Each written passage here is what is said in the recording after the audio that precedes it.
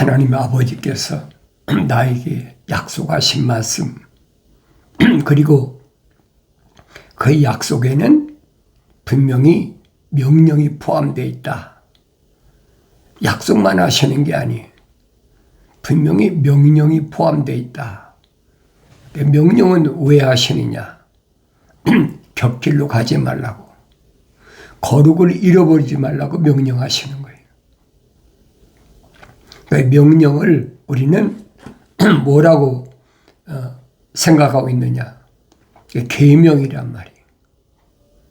명령으로 되어 있잖아요. 계명은 하나님의 사랑이 담긴 거예요. 하나님의 사랑이 안 담겼으면 계명이 필요 없지요. 그래서 계명은 내가 영생할 수 있는 유일한 길이다. 그걸 깨달아야 돼요. 근데 세상법은 계명을 지키지 못하게 하고 있거든요. 그게 루시퍼의 세력이에요. 어떻게 해서라도 나를 영생에서 끌어내리려고. 그러면 갖가지 교활한 것으로 얼마나 미혹합니까? 내가 그걸 알아야지. 계명은 아무나 받는 게 아니에요. 계명이 하위법이 생활법, 즉 율법이란 말이에요. 이스라엘 백성이 율법을 어떻게 다 지키고 삽니까? 그러니 율법에 해당되는 사람, 범죄했다고 그러죠. 그 범죄한 사람을 하나님은 사랑으로 뭐 주셨느냐? 성막을 주셨다. 그래서 이 계명을 누가 주셨느냐? 사도 바울이 설명하고 있잖아요. 3층천에 올라가서 하늘의 신비를 깨닫고 온 신비라고, 신령한 비밀이라는 거예요. 아무나 하는 게 아니잖아요. 성령 받은 사람이 아니면 신령한 비밀을 어떻게 깨닫습니까? 성경을 안 읽나요? 읽지요. 근데 신령한 비밀은 성령 받은 사람이 깨닫는 거예요. 3층천에 올라가서 자기가 본 것, 이런 것들을 함부로 발설하지 말라. 자기가 본 것을 다 말할 수가 없다는 거예요. 이게 바울 서신을 자세히 읽어보면 성령 받지 못하면 절대 알 수가 없어요. 그냥 단어를 가지고 하늘 아래 지식인 철학적으로 이런 뜻일 것이다, 그렇게 표현하고 있잖아요. 그러니까 성경은 전혀 아니란 말이에요. 사도 바울이 고린도 지방에 보낸 편지에서 뭐라고 말합니까? 자연인은 하나님의 일들을, 하나님의 영의 일들을 받아들이지 않는다. 분명히 밝히잖아요. 그럼 왜 자연이라고 표현했을까? 우리가 생각해 보아야 되잖아요. 자연인이 아니면 또 뭐가 있나? 일반적으로 사람이면 다 사람이지. 그 사람의 피부가 하얗냐, 피부가 새까맣냐, 피부가 노랗냐, 그런 것밖에 더 있습니까? 혼혈이면 또 혼혈 색깔밖에 더 있어요. 그런데 왜 자연인이라고 했느냐? 자연인이 뭐냐는 거예요.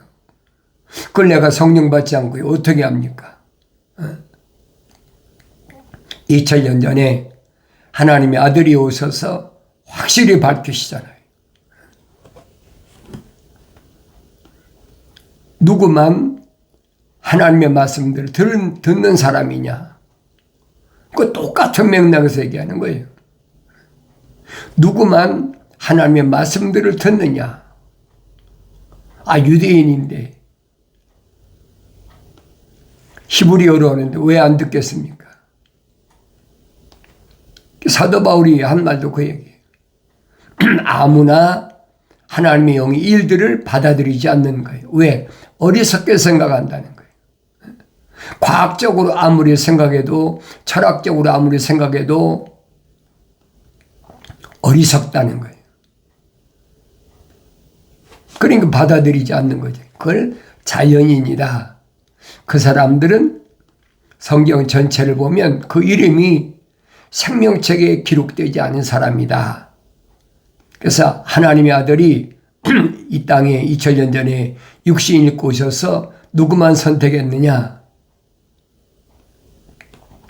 그 이름이 생명책에 기록된 사람만 선택하셨다. 정확히 보여지잖아요.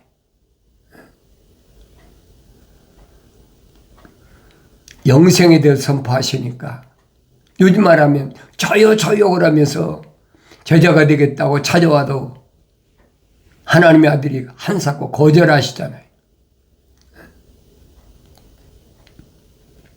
쉽게 말하면 체질한다는 거예요.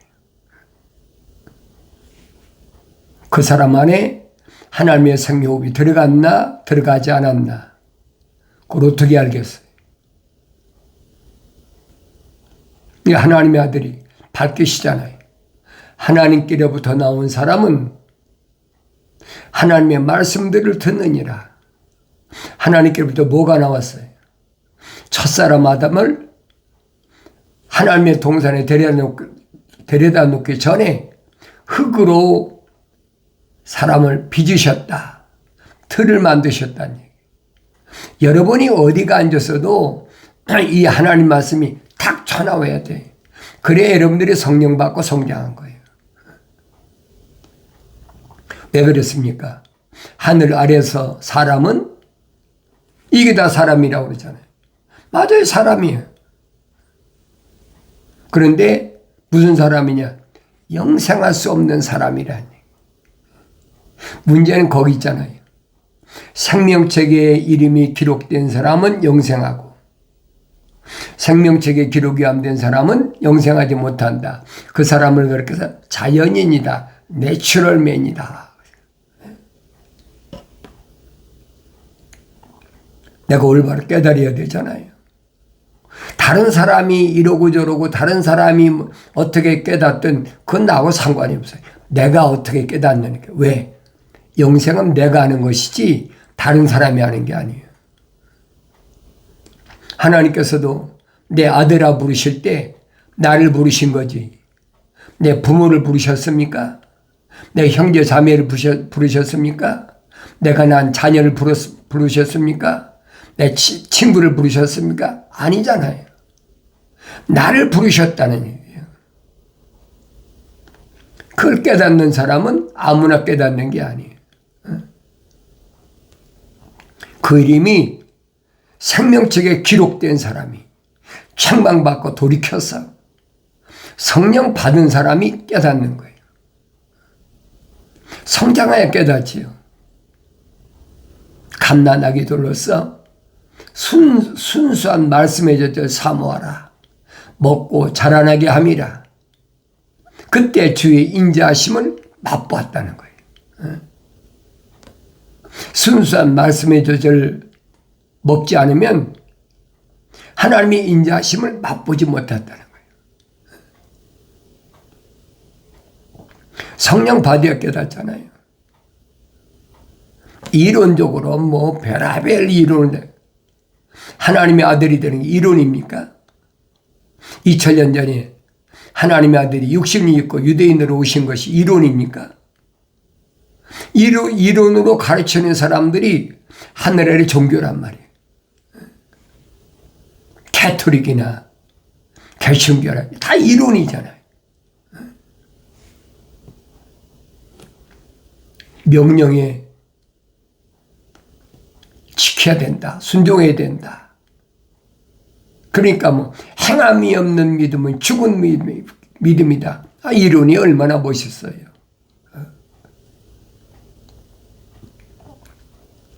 하나님 말씀은 어느 집단에게 하신 말씀이 아니에요. 나의 하나하나에게 하신 말씀이에요. 2000년 전에 사도 바울이 하나님의 아들의 책망을 듣고 돌이켜서 다마스커스에서 성령을 받고 나니까 너무 기가 막힌 거예요. 왜? 눈이 열리고 보니까 자기 형제들 또 동족들 그들이 멸망받는 것이 훤히 보이잖아요.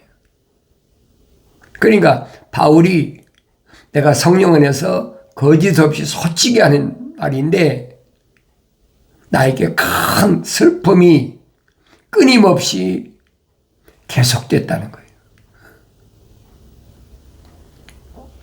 자기를 낳아준 부모도 있고 형제도 있고 또 자기하고 같은 의견을 같이 하던 친구도 있고 그 유대인들도 유대교회는 동족들 아닙니까?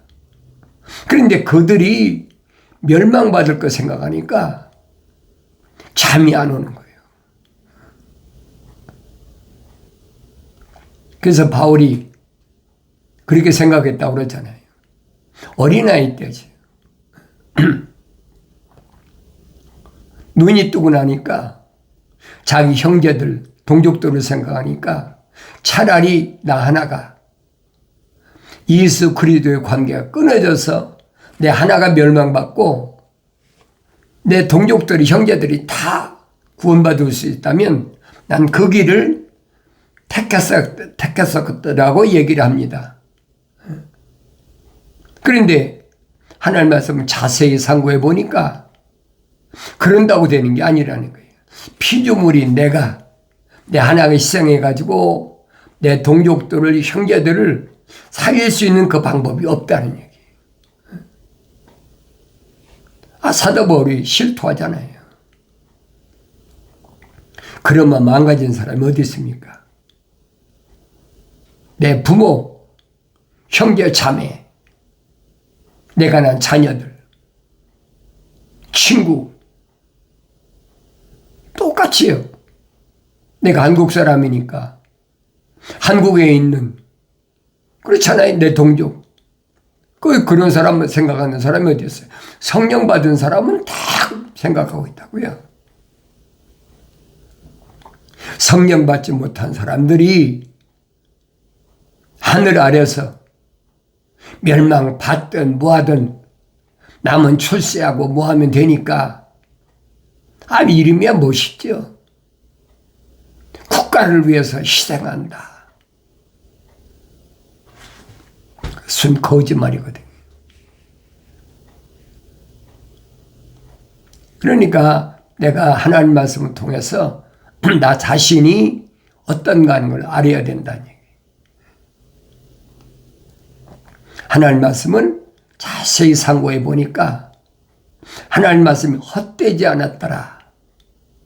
하나님 말씀이 부족한 것이나 빠진 것이 없더라. 사도 바울이 고백하잖아요. 성령 받고 나니까.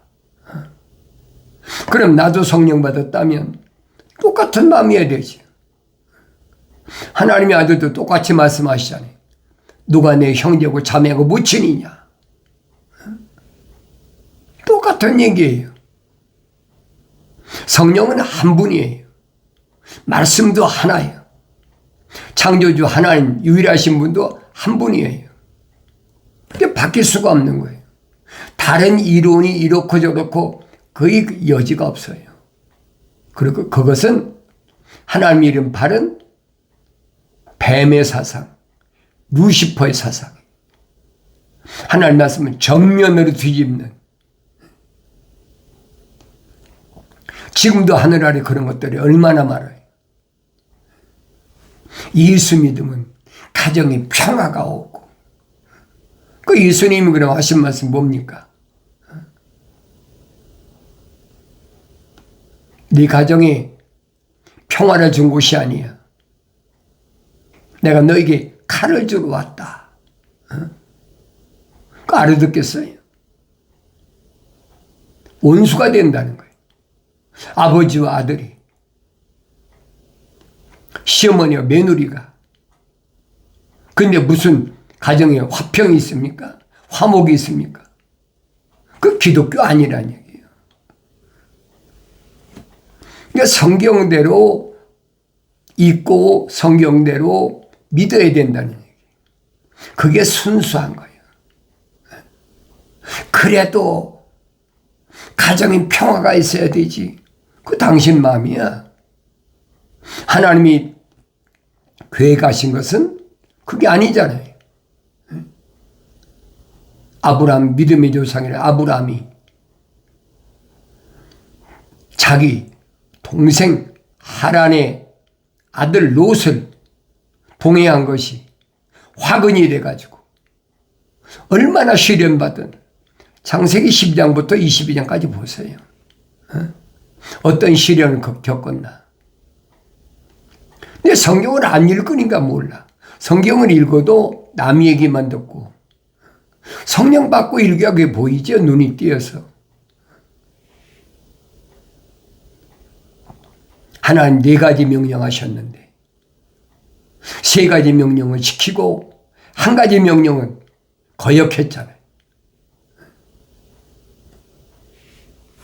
조카 롯을 왜 동행합니까? 친척 떠나라고 그랬잖아. 근데 왜 동행했느냐. 마음이 100% 하나님께 드려지지 못했다는 거예요. 창세기 15장에서 불을 다스리는 천사가 나타나서 아브라함에게 분명히 선포하죠. 4가지 짐승을 번제단으로 드려라. 그런데 다른 3가지 짐승을 드릴 때는 쪼갠 사이로 다 지나갔다 그랬어요. 근데 비둘기는 통째로 나왔다. 그러니까 천사가 뭐랍니까? 불을 다스리는 천사가 이로 인하여 네 후손이 이방 땅에 가서 4대 만에 400년 만에 돌아오리라. 엄청난 징계잖아요. 아브라함은 어디까지 내려갔습니까? 애굽까지 내려가서 엄청난 지옥을 당하고 왔잖아요. 그렇지만은 하나님께서 천사를 통해서 아브라함을 조카 롯하고 자동으로 분리시키잖아요. 그게 보여야 된다는 얘기예요. 10년 동안의 그 모습이 보여야 된다는 거예요.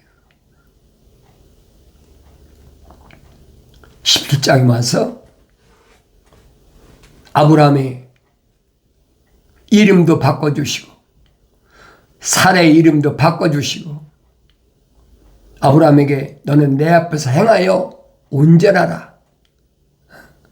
온전하지 못했다는 거예요. 내 마음이 온전히 드리지 못했다는 거예요. 그 온전히 드려지는 방법이 뭐냐? 빠짐없이 자세히 기록됐어요.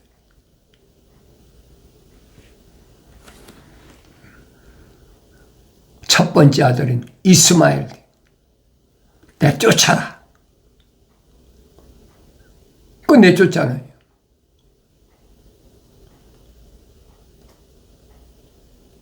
그러니까 이삭 하나만 금지 오격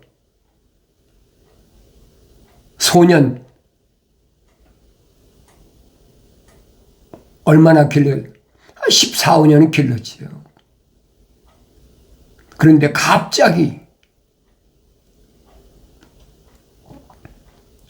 꿈에 뭐라고 그럽니까? 네 아들 이삭을 모리아 산에가 바쳐. 얼마나 기가 막혀요. 인간적으로 생각해 보라고요. 애비 없는 조카를 떼놓지 못하고 해서 동행에 오기까지 그렇게 마음이 어린 사람이에요. 아브라함이.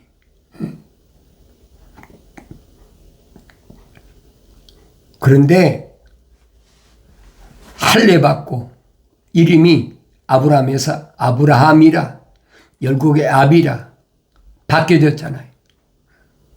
사례도 사라로 바꿔라. 그리고 난 것이 이삭이잖아요. 그래서 사도 바울은 아브라함에게 두 아내가 있는데 이것은 비유다. 비유다. 갈라디아 지방에 보낸 편지를 자세히 보세요. 비우다.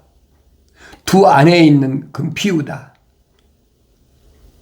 하나는 땅에 있는 예루살렘, 하나는 하늘에 있는 예루살렘. 이 땅에 있는 예루살렘은 누구냐? 하갈이다. 그래서 종된 이스마엘을 낳았다. 사도 바울이 그렇게 설명하고 있잖아요. 그게 신비라는 거예요. 그 누가 알겠습니까?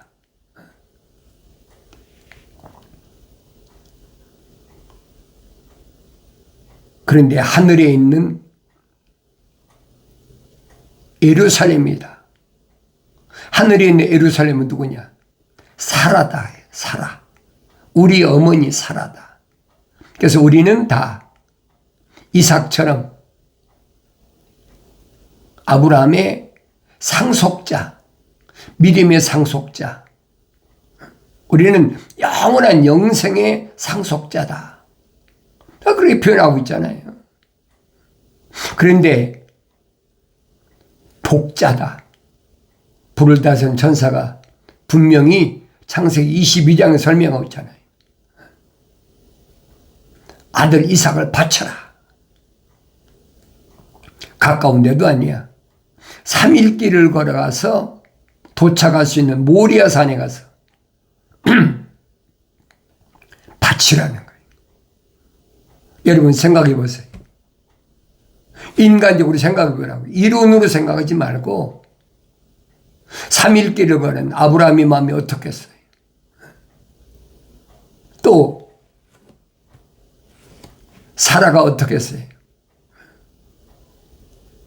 90세에 난 아들인데 경수가 끊어졌는데 멘스가 끊어졌는데 천사의 지시로 낳았잖아요. 그런데 그 아들을 이제 바치라는 거예요.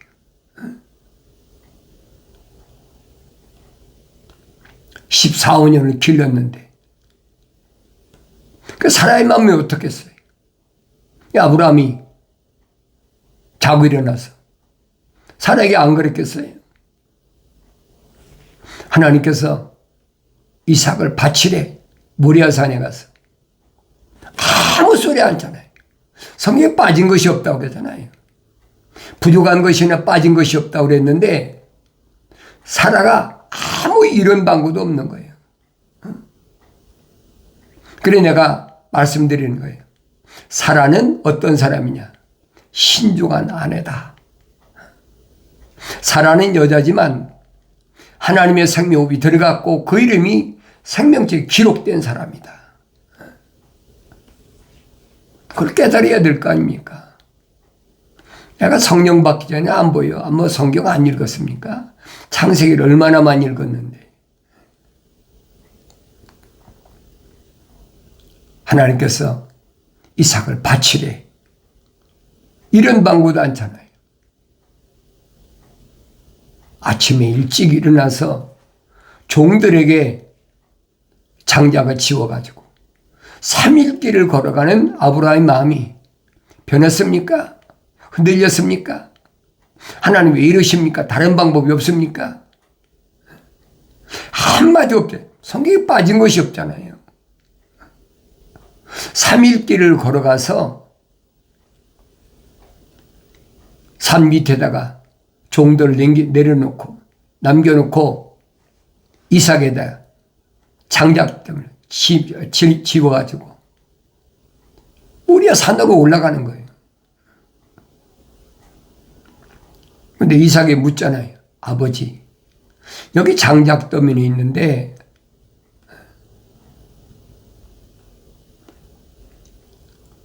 이 양은 어디 있습니까? 재물은 어디 있습니까? 그런다고 아브라함이 한번 흔들렸습니까? 하나님이 다 준비해 놓으셨다. 걱정하지 말고 가자. 산 정상에 올라서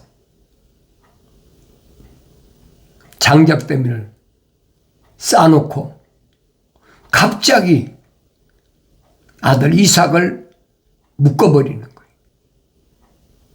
그럼 생각해 보세요. 사춘기인데 이삭이 자기 아버지한테 아버지 왜 이러십니까? 반항이라도 하고 우리 아버지 갑자기 미치셨나 봐. 뭐 별의별 소리 다 했을 거 아닙니까? 아무 소리 없잖아요.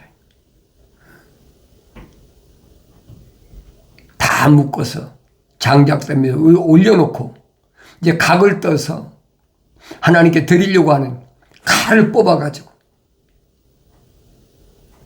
아브라함이 안 마음이 어떻게 생각해 보세요. 아브라함은 이론이 아니에요, 여러분. 내가 만약에 지금 그렇게 됐다면 어떻게 하겠어요? 그래서 아브라함을 믿음의 조상이라는 거예요. 왜? 하나님 약속을 믿으니까. 하나님 약속을 믿음의 의로 여기셨더라. 그게 의예요, 여러분. 의. 하나님 약속만 믿는 것이 의예요. 그렇다고 아브라함이나 사라가 나이가 젊어서 또 자식 날만은 그게 됩니까? 사라는 그게 마지막이잖아요. 칼도 찍으려고 그러는데, 각을 뜨려고 그러는데, 불을 다스리는 천사가 아브라함아! 아브라함 부르잖아요. 네 아들 손대지 말아라.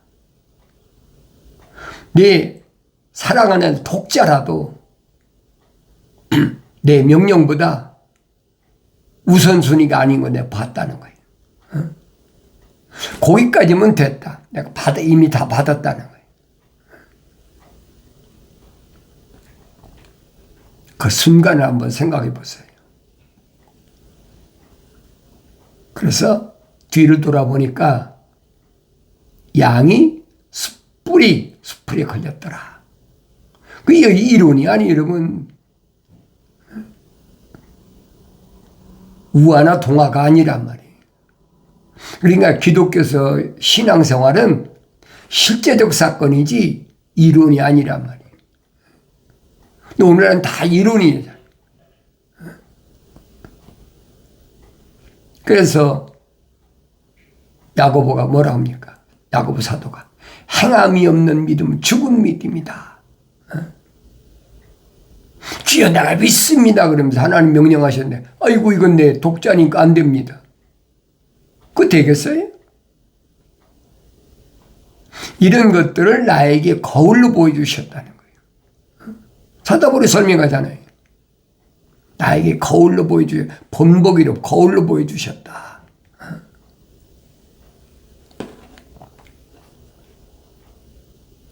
양을 잡아서 각을 떠서 번제를 드리고 나니까 아브라함이 뭐라 합니까? 여호와 이래라. 불을 다스리는 천사가 준비해 놓으셨다는 거예요. 하나님 준비하신 게 아니라는 거예요. 여호와라는 말을 잘 알아야 돼요. 여호와는 하나님의 이름이 아니에요. 불을 다스리는 천사. 모세에게도 설명하잖아요. 내가 전에는 너에게 알리지 않았는데 나는 여호와라. 그 성령 안 받으면 알 수가 없어요. 하나님이 나는 스스로 있는 자다 해놓고 내 이름 여호와라. 그래 하나님이 왔다 갔다 마음대로 바꾸십니까? 말도 안 되는 소리 하고 있어요. 그게 미혹하는 것들에 착취하려고 노략질하려고 정신 바짝 차리라. 내가 성경을 읽지 않으면 알 수가 없어요. 내가 성령 받는 건 내가 받는 거지 다른 사람이 받는 게 아니에요. 책망받고 돌이키라.